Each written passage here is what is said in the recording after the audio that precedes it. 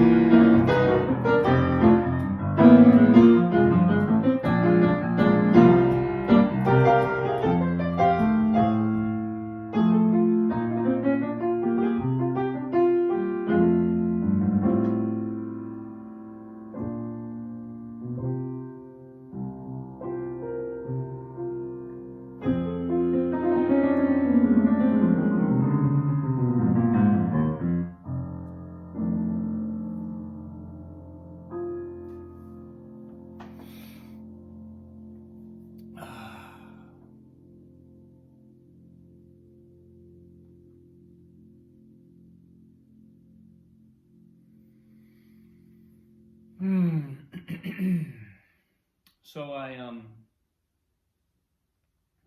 read a poem the other day. This is by my probably all-time favorite poet, certainly up there, Hafiz, Sufi poet. And he has this poem. I wish I could remember the name of it. But it basically invokes an image that I believe he uses in more than one of his poems. I think I've come across this idea a handful of times. And basically, he's talking about,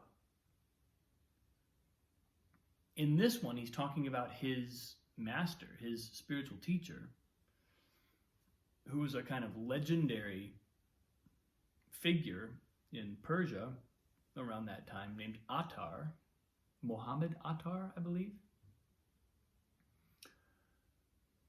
Had a handful of students, only ever kind of on the down low. Nobody really knew that he was a spiritual teacher. I think he ran some like very, ran a shop or something, or did something kind of, he had a public life, a very low-key public life.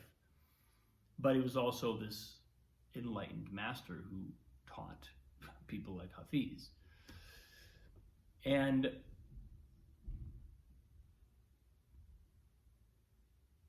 there's something in this poem about how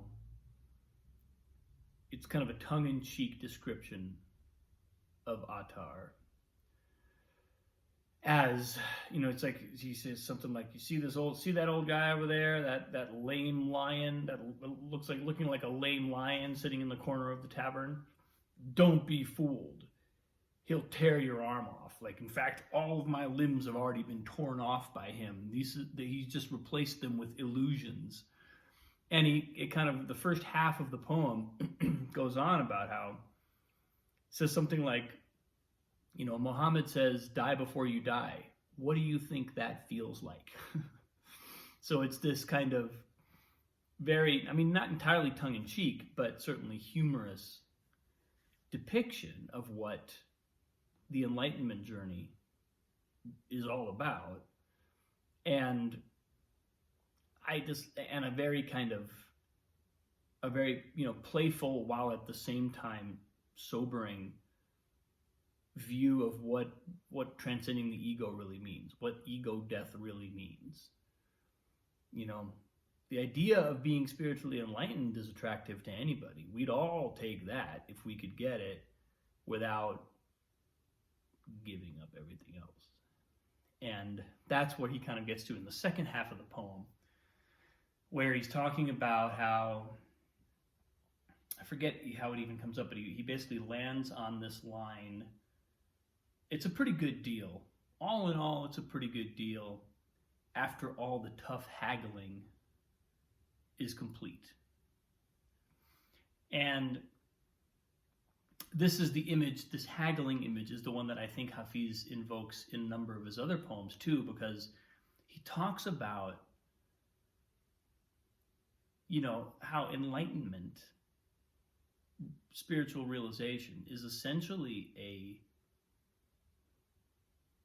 process of accepting what is, fully acknowledging that, without haggling, without trying to barter with God or the universe or whoever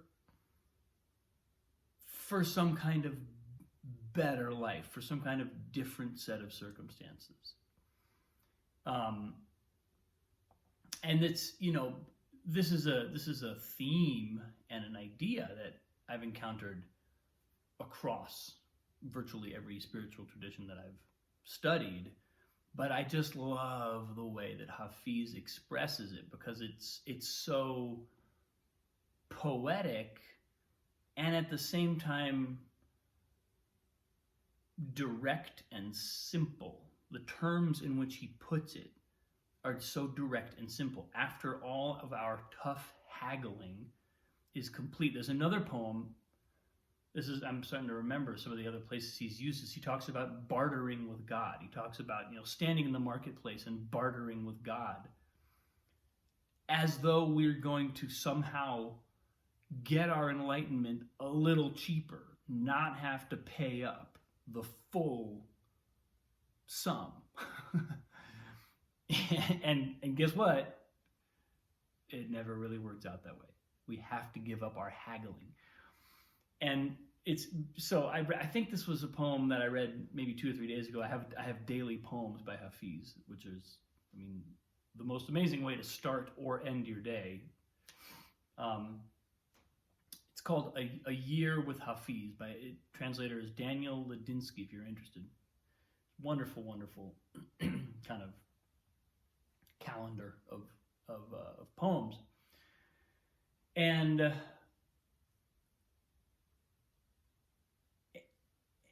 so as I've gone through my last couple of days, every time I notice something, every time I notice an irritation, or I notice something that's not going the way I want it to, an internal fluctuation, right? An internal resistance to something, it's sort of like pinged into my awareness, oh, you're haggling right now. You're trying to have your cake and eat it too. You're trying to, you know, have your enlightenment and your ego and hold on to them both.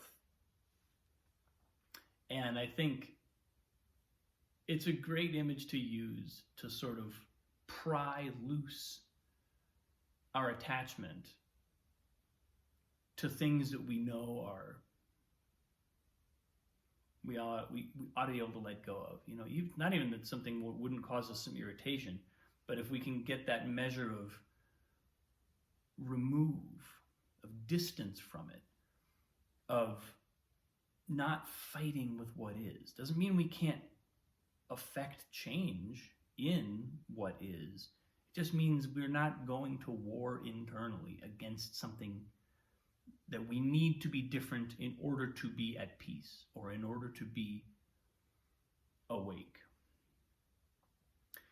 And so the way that we navigate our patterns and encounter them and how we engage, really kind of, if we can keep that haggling image helps me kind of go, oh, here I go again. Yeah, I'm bartering with God. I don't think I'm going to win this one. I should probably take a step back.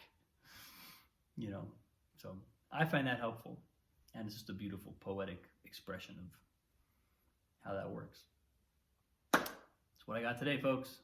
Thanks for watching. Appreciate you. So much love. See you soon.